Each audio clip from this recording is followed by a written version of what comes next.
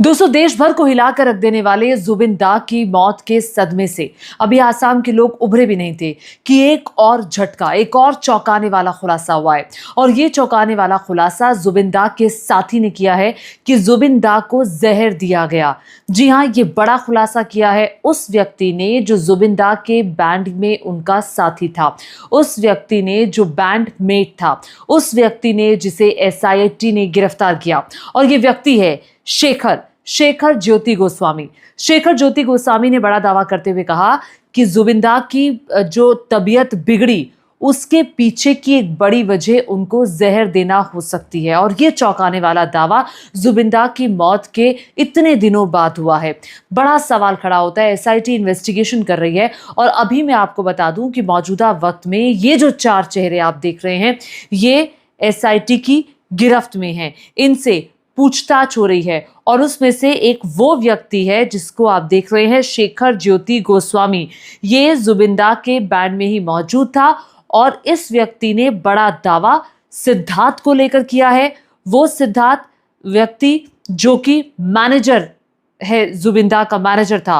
और उसी के साथ ही जो सिद्धार्थ शर्मा के साथ ही जो फेस्टिवल ऑर्गेनाइजर है, शामकनु महंत, उसने और सिद्धार्थ ने मिलकर के जहर दिया था जुबिन दाग को। हत्या को हादसा दिखाने की कोशिश की गई और इस और जगह के लिए सिंगापुर को चुना गया। ये बहुत बड़ा और सनसनीखेज दावा है जो किया गया है। अब मैं आपको विस्तार से बताने जा रही हूं कि आखिर इस व्यक्ति ने, शेखर ज्योति गोस्वामी ने, क्या कुछ कहा है SIT के सामने। देखिए, शेखर गोस्वामी ने बताया कि जो सिद्धार्थ शर्मा था, जुबिन दाग का मैनेजर, ये पैन पैसिफिक होटल में जुबिन दाग के साथ ही रह रहा था। ये उस होटल में जुबिन दाग के साथ था। आगे इन्होंने कहा कि जुबिन दाग की मौत से पहले जो सिद्धार्थ का व्यवहार था वो काफी अलग था। उन्होंने कहा कि अजीब तरीके से वो व्यवहार कर रहा था। उन्होंने आगे पुलिस को बताया कि घटना वाले दिन सभी एक यॉट पर गए थे, वाटर स्पोर्ट्स के लिए गए थे। 19 तारीख को आप सभी जानते हैं कि जुबिन दाग की मौत हुई थी और 20 तारीख को नॉर्थ ईस्ट का जो एक बड़ा सम्मेलन है, कॉन्सर्ट है, वो होने वाला था जिसमें जुबिन दाग गाने वाले थे। 19 तारीख को वाटर स्पोर्ट्स के लिए बाकायदा एक यॉट पर ये सब लोग जाते हैं और सिद्धार्थ जो था वो उस यॉट के ड्राइवर को हटा करके उस यॉट को वो खुद संभाल लेता है और समुंदर के बीचों बीच उस यॉट को ले जाता है। ये बताया गया शेखर ने। और ये भी कहा कि जब यॉट को संभाला सिद्धार्थ ने तो यॉट जो थी वो खतरनाक तरीके से हिलने लगी।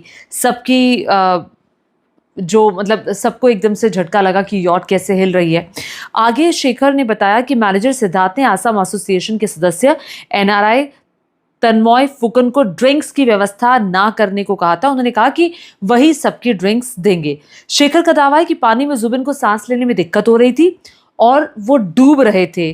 तब शर्मा ने चिल्लाते हुए कहा था, ये जो सिद्धार्थ शर्मा है, तब सिद्धार्थ शर्मा ने चिल्लाते हुए कहा था, जाबो दे जाबो दे। जाबो दे जाबो दे का मतलब ये है कि उसे जाने दो, उसे जाने दो। उनके मुंह से झाग निकल रहा था, लेकिन मैनेजर ने ये कहा कि ये कुछ नहीं है, ये एसिड रिफ्लक्स हुआ है, इसीलिए चिंता की कोई बात नहीं है। ये सिद्धार्थ की तरफ से कहा गया। बड़ा सवाल तो ये खड़ा होता है कि सिद्धार्थ ने क्यों कहा। ये तमाम सवाल है जो मैं बाद में हम उठाएंगे। उन्होंने आगे कहा कि जुबिन एक ट्रेंड स्विमर थे। उन्होंने ही मुझे यानी कि शेखर ज्योति गोस्वामी को और सिद्धार्थ को तैरना भी सिखाया था, इसलिए उनकी मौत डूबने से नहीं हो सकती। उन्होंने आगे बताया कि सिद्धार्थ शर्मा और ऑर्गेनाइजर शामकनु महंत दोनों ने सिंगर को जहर दिया। साजिश छुपाने के लिए सिंगापुर को चुना गया। उन्होंने कहा कि यॉट पर मैनेजर ने किसी भी वीडियो को शेयर ना करने के लिए कहा था। हर एक व्यक्ति को कह दिया गया था कि जो भी वीडियो है, जो यॉट पे बनाया गया वीडियो है, वो किसी के साथ भी शेयर ना किया जाए। अब आगे आपको बता दें कि जैसा कि आप सभी जानते हैं, जुबिन दाग की जो मौत है वो 19 सितंबर को सिंगापुर में हुई थी और 20 सितंबर को हालांकि कॉन्सर्ट होने वाला था सिंगापुर में, जिसमें उन्हें गाना था उस कॉन्सर्ट में, लेकिन वो नहीं हो पाया।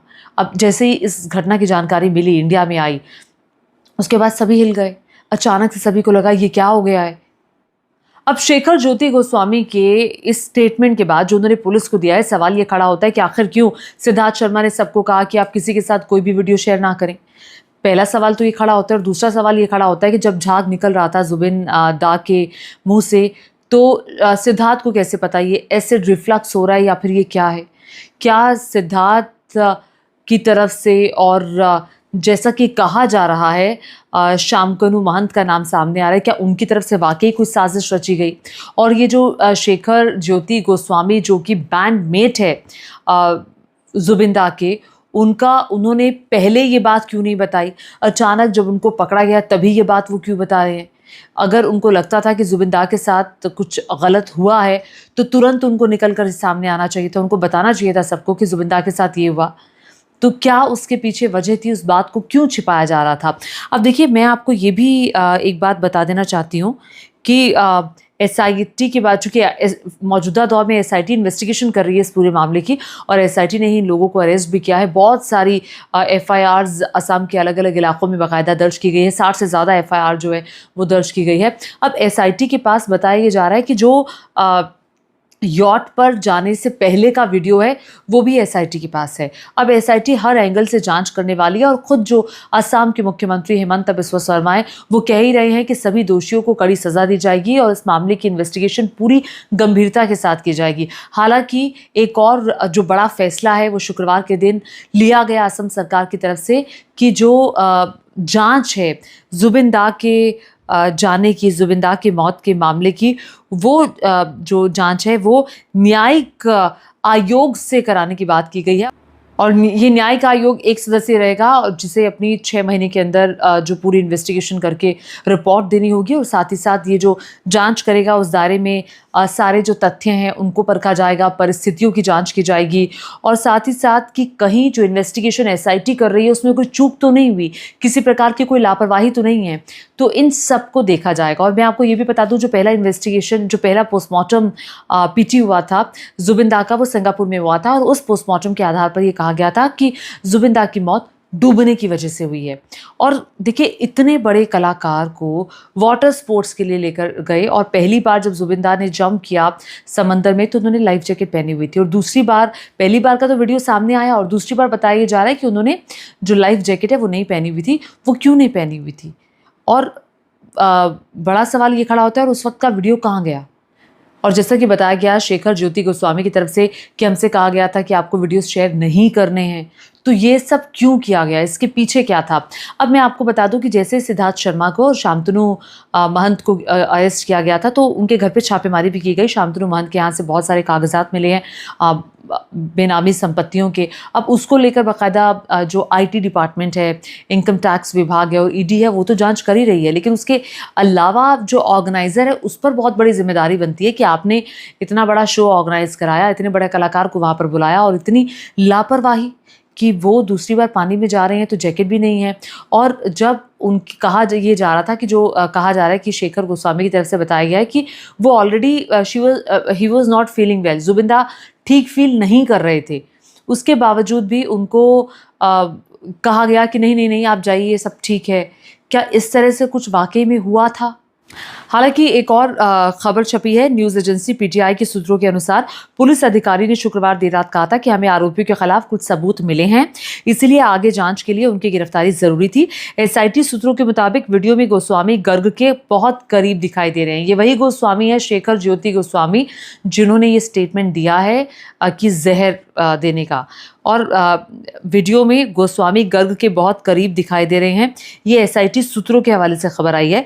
जबकि अमृत प्रभा जो हैं, ये जो चौथा जो चेहरा आप देख रहे हैं, अमृत प्रभा ने पूरी घटना को अपने मोबाइल पर रिकॉर्ड किया, और जब वो रिकॉर्ड कर रही थी तो क्या ये नहीं दिख रहा था कि जुबिन दा इज़ अनकम्फर्टेबल, वो ठीक फील नहीं कर रहे हैं? क्योंकि जब भी हम ऐसे कोई वीडियो बनाते हैं, हमें दिखता है कि कोई व्यक्ति ठीक फील नहीं कर रहा है तो आप उस पर रिएक्ट करते हैं। तो अमृत प्रभा ने रिएक्ट क्यों नहीं किया, सवाल तो ये भी खड़ा होगा। लेकिन एक और चीज़ है, जुबिन दा की पत्नी जो गरिमा सेकिया है, उनकी तरफ से एक इन्फॉर्मेशन दी गई है कि इससे पहले भी जुबिन दा को दौरे आ चुके हैं। उन्होंने ये बताया कि इससे पहले भी सिंगर को सिंगापुर में ही दौरा आया था, और उनकी तबीयत बिगड़ गई थी, जिसके बाद जो उनके टीममेट्स हैं, उनके जो साथी हैं, वो उनको लेकर अस्पताल गए थे, और जहाँ पर उनकी जान बच गई थी। अब ये भी एक एंगल है कि जब पता था कि जुबिन दा के साथ इस तरह से हो चुका है, एंड क्या उनके साथ इस तरह का रिस्क लिया जाना चाहिए था? तो क्या ये सिद्धार्थ शर्मा को नहीं पता था कि जुबिन दा को पहले भी सिंगापुर में इस तरह से दौरा आया है? तो क्या ये शामकनु महंत को नहीं पता था। तो अब देखिए एसआईटी इन्वेस्टिगेशन कर रही है और दूसरे पोस्टमार्टम की रिपोर्ट का भी इंतज़ार है। हालांकि कहा जा रहा है कि जो वो रिपोर्ट है वो परिवार को सौंप दी गई है। इस तरह की खबरें आ रही हैं। लेकिन मैं आपको ये भी बता दूं कि अभी तक एसआईटी ने 60 से ज़्यादा एफआईआर दर्ज की है, जो कि अलग अलग इलाकों में हुई है। राज्य में 10 लोगों के खिलाफ ये 60 से ज़्यादा एफआईआर दर्ज हुई है। स्पेशल डीजीपी गुप्ता ने बताया है कि सिंगापुर में की गई पोस्टमार्टम रिपोर्ट प्रोटोकॉल के अनुसार परिवार को दी जाएगी और सिंगापुर की जांच टीम ने भी काम किया। उन्होंने परिवार से संपर्क भी किया है। गुवाहाटी में किए गए दूसरे पोस्टमार्टम की रिपोर्ट का भी इंतजार है और विसरा सैंपल को डिटेल जांच के लिए दिल्ली के सेंट्रल फॉरेंसिक लैब भेजा गया है। गुप्ता ने कहा कि विसरा रिपोर्ट मिलने के बाद पोस्टमार्टम रिपोर्ट तैयार होगी और हमारे पास उपलब्ध हो जाएगी। मृत्यु की असली वजह जानने के लिए पोस्टमार्टम के दौरान शरीर के जो आंतरिक अंग हैं, जैसे कि आंतें हैं, लिवर है, किडनी है, उनसे लिए जाने वाले नमूने विसरा सैंपल कहलाते हैं। और विसरा सैंपल जो हैं वो, जैसा कि मैंने आपको बताया, कि भेजे गए हैं दिल्ली की फोरेंसिक लैब में, बाकायदा डिटेल इन्वेस्टिगेशन के लिए भेजे गए हैं। वहाँ से जब रिपोर्ट आएगी तो फिर काफ़ी कुछ क्लियर होता हुआ दिखाई देगा। अब देखिए, जुबिन दाग की मौत 19 तारीख को हुई और आज देख लीजिए 4 तारीख हो चुकी है और अभी तक आप यकीन मानेंगे कि आसाम के लोग उस दुख से उभर नहीं पाए हैं। अभी भी उनके मन में जुबिन दाग को लेकर बहुत प्यार है, मोहब्बत है। उनको यकीन नहीं हो रहा है कि जुबिन दाग हमारे बीच में नहीं है। एक ऐसा व्यक्ति जो खुल कर के बोलने के लिए जाना जाता था, एक ऐसा व्यक्ति जिसने कभी किसी की परवाह नहीं की कि क्या किसी को बुरा लगेगा, आम लोगों के लिए, आम जनता के लिए बोलने का मादा रखता था। एक ऐसा व्यक्ति जिसके अंतिम संस्कार के वक्त, आखिरी यात्रा के वक्त 15, 16, 17 लाख लोग जुटे। बता दीजिए, एक शख्स भी, जैसा कि मैं बार बार पहले भी ये कहती आई हूँ और ये अभी भी देखिए अचंभा होता है कि हम जो ख़ास तौर से नॉर्थ इंडियन लोग हैं, हमें नहीं पता था कि हमारे देश में एक ऐसे गायक हैं जिनके लिए इतनी दीवानगी है, इतनी हद तक से गुजरने वाली दीवानगी। कितने दिनों तक कितने लोगों के घरों में खाना नहीं बना, लोगों को लगा उनके घर का कोई अपना चला गया है। तो ये दीवानगी यहाँ नॉर्थ इंडिया में ऐसे किसी व्यक्ति के लिए नहीं देखी गई है। आप राजनीति का हो या फिर फिल्म जगत का हो, आप कोई भी नाम उठा कर देख लो, ये वो व्यक्ति है जिसने अपना घर मुंबई में खोल दिया उन लोगों के लिए जो असम से इलाज कराने के लिए मुंबई पहुंचते हैं।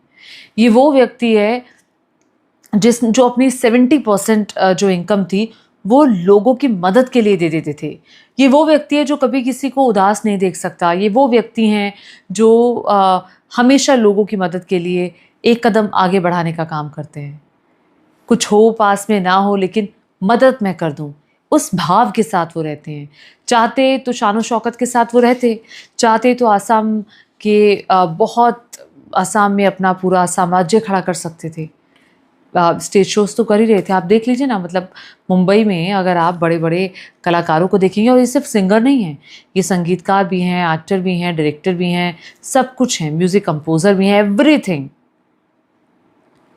और इतना टैलेंट भगवान जब देता है तो उसके साथ थोड़ा सा गुरूर भी दे देता है ना। आप उस गुरूर में रहते हैं, लेकिन नहीं, जहाँ कोई बैठा उसके साथ बैठ लिया, जहाँ कोई खा रहा है कहीं पर भी रुक कर के खाना खा लिया, मतलब उसको ज़्यादा पैसे दे दिए।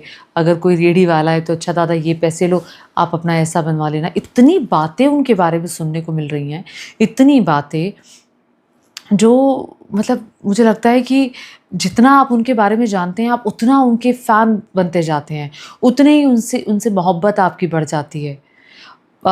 उनकी दीवानगी का आलम तो ये है कि अगर वो कुछ कह दें तो आसाम के लोग उसे सर आँखों पे रखते हैं। और ज़्यादातर लोग जो हिंदी पट्टी के हैं वो ये जानते हैं कि या अली गाना आया था 2006 में। हमें पता है या अली ये गाना है, ये बहुत प्यारा गाना है। जब आप सुनते हो ना तो आप उस आवाज़ के अंदर आप डूब जाते हो, लेकिन पता ही नहीं था कि किसने गाया है।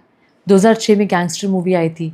अब ये कुछ गाने हैं जो बहुत फेमस हुए बॉलीवुड में। दिलरुबा नमस्ते लंदन का 2007 में गाया, जग लाल लाल लाल बिग ब्रदर का 2007 में गाया, दिल तू ही बता ये कृष 3 का गाना है जो 2013 में उन्होंने गाया और बहुत प्यारा गाना है। प्यार की ये कहानी, ये प्यार के साइड इफ़ेक्ट्स मूवी आई थी, भीगी भीगी रात, चेहरा 2005 में उन्होंने गाया, कभी ले लिया।